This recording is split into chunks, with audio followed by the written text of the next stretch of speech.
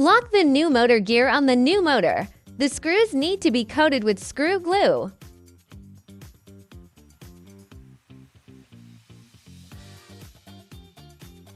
The motor holder needs to be oriented.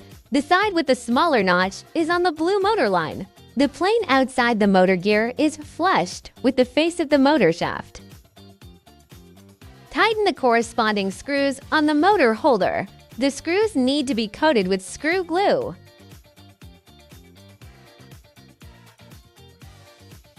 Pull out the steering engine plug and the 3 motor wires. Remove 5 screws on the second floor plate.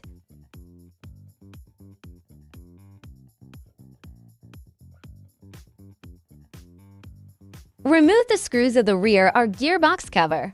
Remove the second floor plate. Remove the rear or gearbox cover. Take out the motor.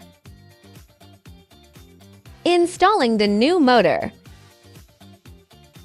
Install the rear or gearbox cover. Install the second floor plate. Tighten the corresponding 5 screws on the second floor plate. Tighten the corresponding screws or gearbox cover on the rear. Insert the steering engine plug and 3 motor wires. Be careful not to plug the motor wires in reverse.